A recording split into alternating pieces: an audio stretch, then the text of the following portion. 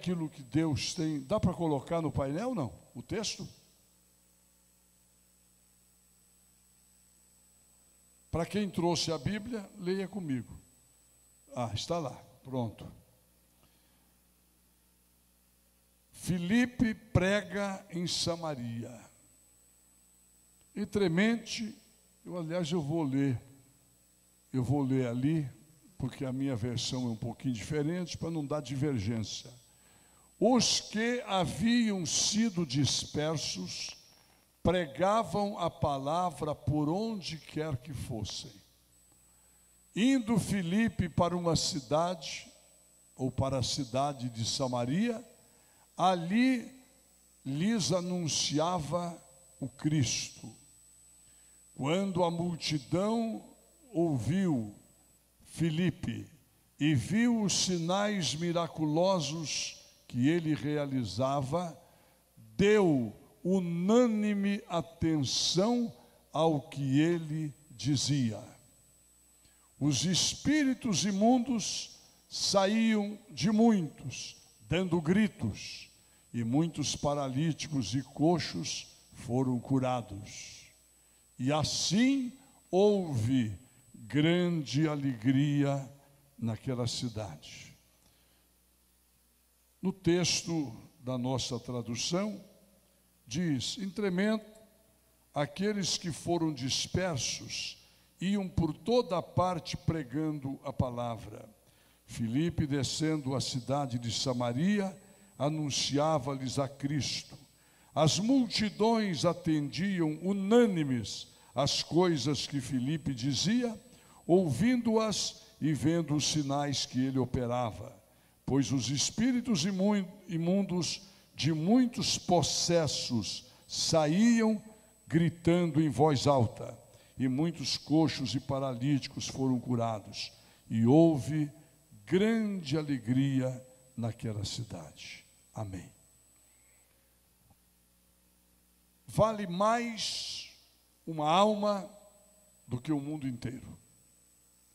Esses dias eu preguei aqui sobre quanto vale uma vida. Não estou tratando da alma, da nossa vida. Quanto vale uma vida? E nós conversamos naquela época, na pregação, sobre alguns tipos de tratamentos que, se dependesse do poder aquisitivo da pessoa, ela não teria como se tratar. Pessoas que ficam, eu me recordo de uma senhora, mãe inclusive de um ex-presidente da República, que passou no Sírio-Libanês de São Paulo mais de 2 anos numa UTI. Uma UTI, num hospital daquele porte, deve custar mais ou menos 15 a 20 mil reais por dia. Mas a gente, quando pode, gasta tudo o que tem e o que não tem para salvar a vida de um ente querido. Não é verdade? Luta com o que tem e o que não tem. Algumas pessoas, corretamente, entram na justiça exigindo que o Estado, que o município, que a União banque aquele medicamento que custa 4, 5 mil reais uma dose, para salvar uma vida. Que um dia, mais dias, mais anos, menos anos, uns com 90, outros com 100 anos, outros com 80, outros com 70, outros até com menos, um dia vai terminar. Mas a pessoa investe, luta para salvar uma vida, e isso é correto. Agora, nós estamos tratando hoje, não é de uma vida de 80 ou 100 anos. Quando a palavra de Deus diz que adianta o homem, a mulher, o ser humano, ganhar o mundo inteiro e perder a sua alma? Que daria alguém em resgate por sua alma? A vida não termina aqui. O pó volta ao pó que o deu, mas a alma volta a Deus, de onde ela procedeu. Ou, se não estiver preparada, nós pregamos aqui também recentemente sobre os dois destinos. O destino daquele homem, Lázaro, que foi levado pelos anjos ao seio de Abraão, e o destino daquele outro, maldoso, que não tinha o temor de Deus, que não tinha o amor pelo próximo e que foi para a perdição eterna. A alma não morre. A palavra de Deus fala de eternidade. Eternidade.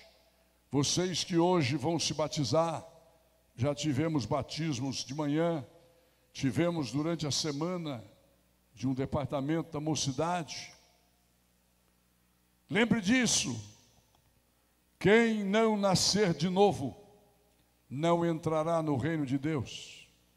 Jesus veio e preparou um projeto de salvação para todo aquele que crê.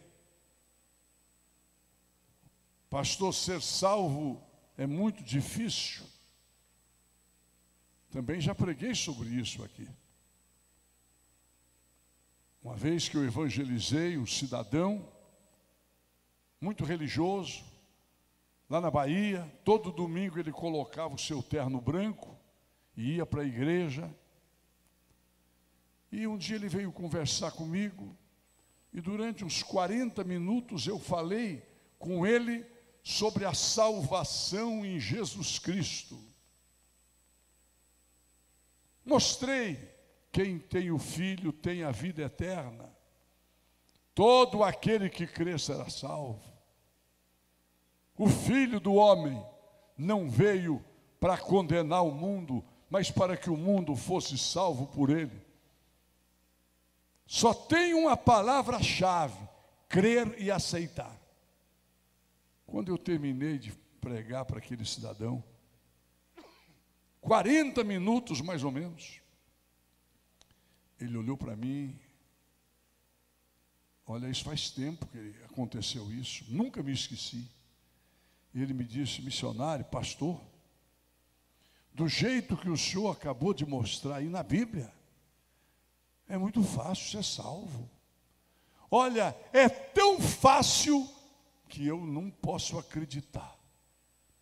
Eu tenho a minha convicção de que eu vou ter que pagar o meu pecado.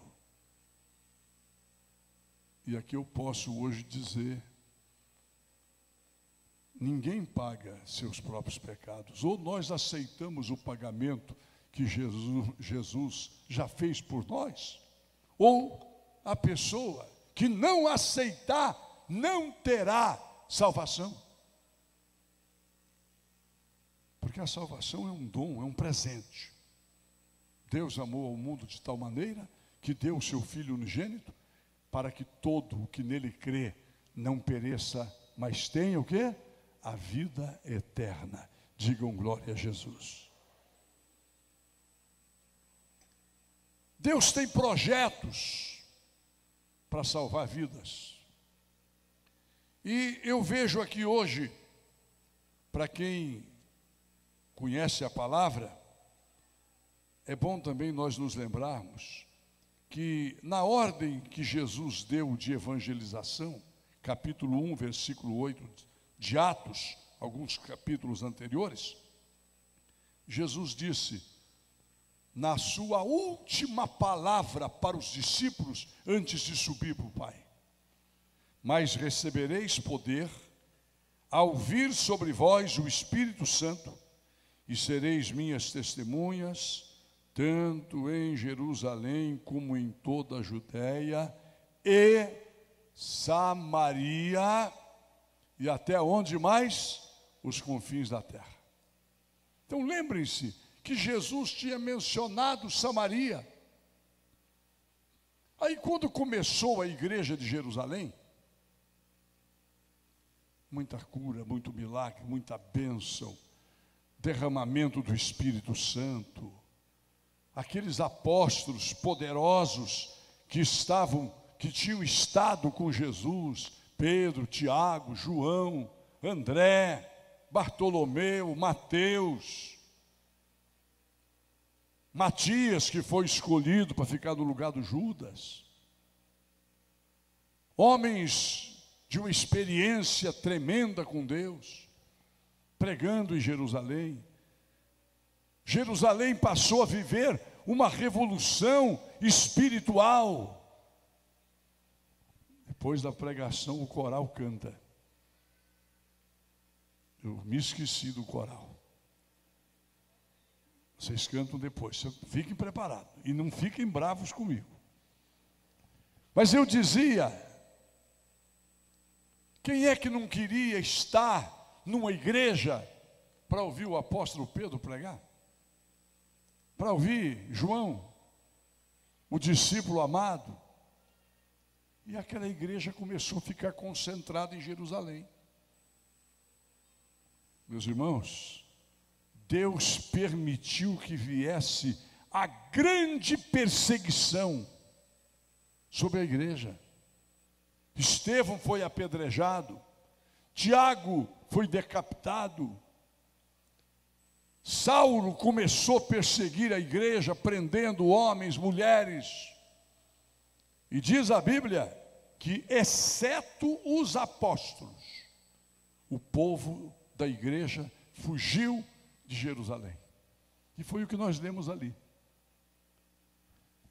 E aqueles que dispersaram, que foram embora de Jerusalém, a pessoa tinha um parente lá numa cidade qualquer, Jericó, Samaria, Cafarnaum, juntava suas coisas e ia embora, aquela família toda. Mas veja o que aconteceu. Onde quer que eles chegavam, para onde eles iam anunciando o Evangelho de Jesus. Aquela perseguição foi permitida. Deus queria que o Evangelho fosse pregado. Jesus disse: ide por todo o mundo. E eles estavam ficando, todo mundo em Jerusalém. Ide por todo o mundo. Vocês observem que Filipe não era apóstolo. Filipe era diácono. Não era apóstolo.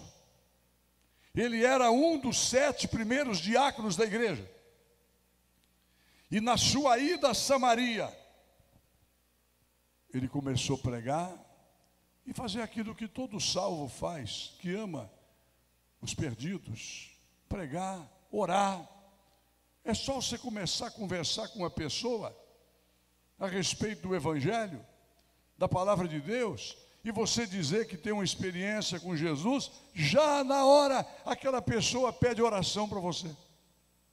Eu postei esses dias, alguns aqui acompanharam, tivemos uma reunião em Brasília, o Pelé estava lá, e ele é de uma região próxima da minha cidade, cerca de 100 quilômetros de distância, de onde eu nasci, onde ele viveu,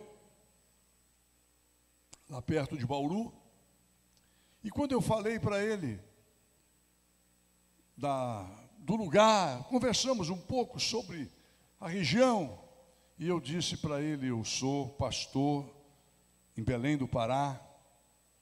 Aí ele mudou o semblante. Ele disse: ô pastor, ore por mim, estou precisando de oração. O Pelé, um homem rico, famoso no mundo todo. Ele teve uma época que foi feita uma pesquisa, ele era tão conhecido quanto o Papa. Nenhum presidente da República era conhecido como ele. E o Papa não pelo nome do Papa, mas pelo título, que já é de 1000 e tantos anos. Todos precisam de Deus. Todos.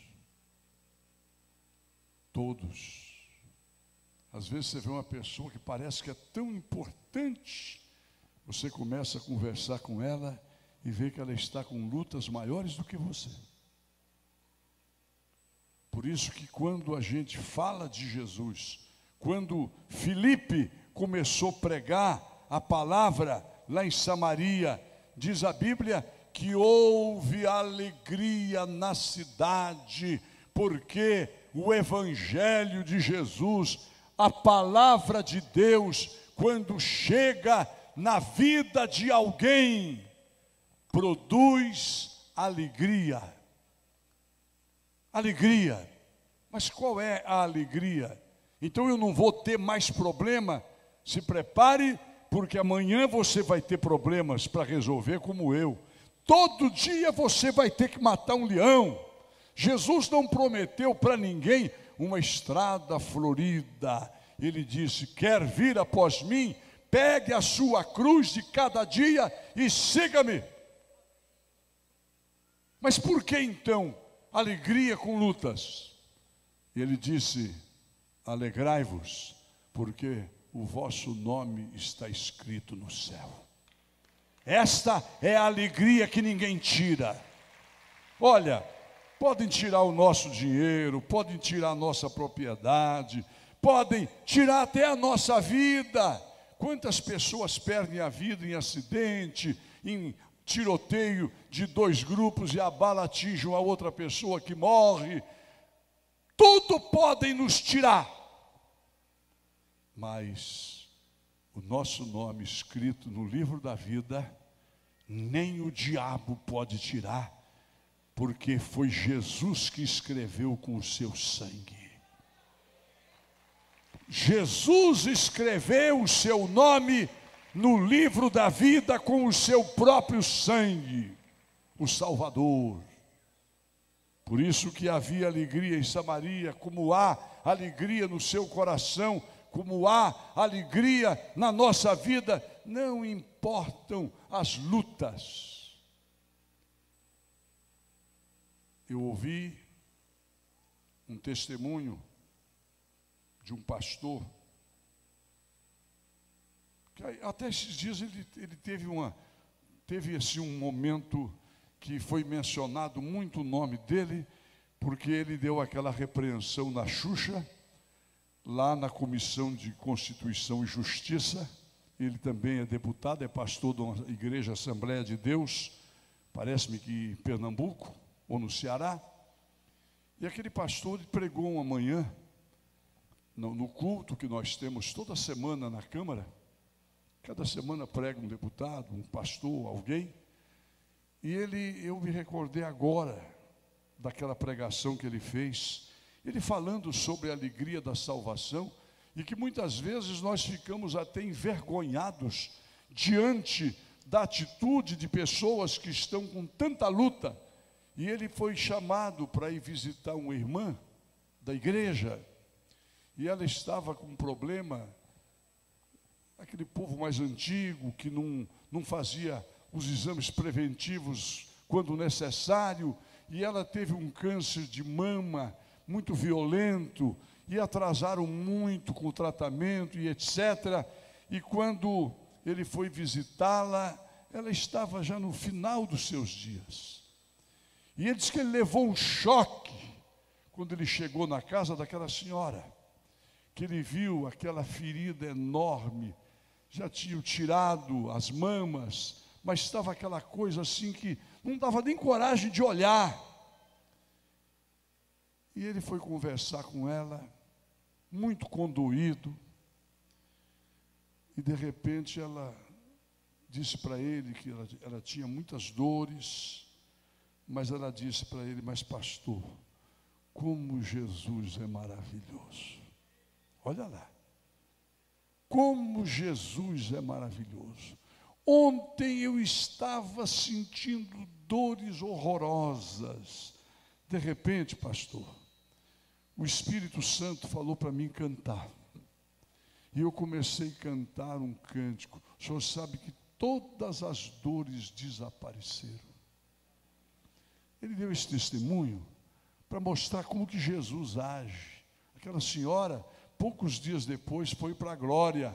Mas ele saiu dali praticamente envergonhado da incredulidade dele, diante de um quadro daquele a pessoa foi que confortou ele, ao invés dele confortá-la. Quem tem Jesus tem força para vencer todas as batalhas. Ainda que eu ande, dizia o salmista, pelo vale da sombra da morte, não temerei nenhum mal, porque o Senhor está comigo. A tua vara, o teu cajado me consolam e me confortam. O evangelho, quando chega numa casa, pode aplaudir a Jesus e dar um aleluia aí? Quando o evangelho de Jesus, quando Jesus entra numa casa, quando Jesus entra numa vida, quando Jesus entra numa família, vem a alegria. E agora eu quero, para finalizar, dizer que aquilo que aconteceu em Samaria vai acontecer na sua casa.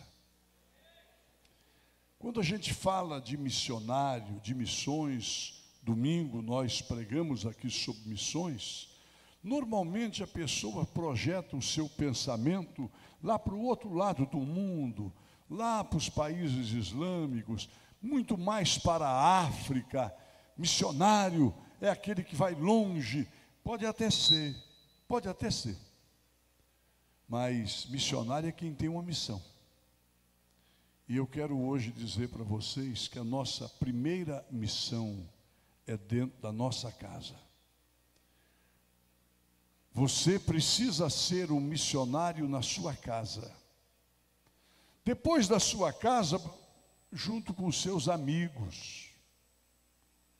As pessoas que fazem parte do seu convívio precisam saber que você é sal da terra e luz do mundo. Precisam saber que você tem algo diferente, e isso já deve ter acontecido com você mais de uma vez, de muitas vezes numa reunião social, numa reunião de amigos, alguém perguntar para você, o que é que você tem, que você é diferente? Por quê? Que o seu vocabulário é diferente. Por quê? Que a sua maneira de se comportar é diferente. E é a hora de você dizer, não, eu não tenho nada diferente. Só que eu tenho Jesus no meu coração, na minha vida.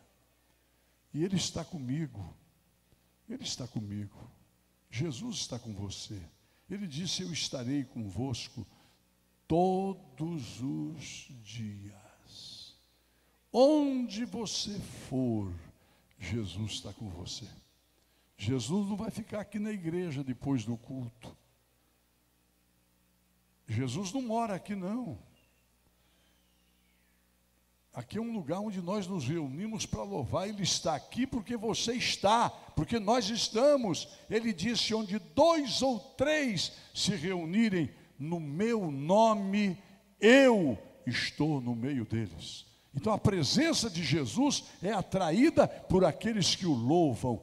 Deus habita no meio dos louvores, por isso Ele está aqui. E é esta diferença que a Bíblia chama que você é sal da terra e luz do mundo, é missionário. Onde você pisar, Deus estará com você. E é por isso que está escrito, creia no Senhor Jesus, e será salvo você e toda a sua casa. Toda a sua família, todos os seus vão se curvar diante de Jesus por causa da sua vida, porque você é uma testemunha, é um missionário. Não seja agente secreto de Deus, que ninguém sabe o que você é. Não, tem que ser missionário, embaixador. Digam amém.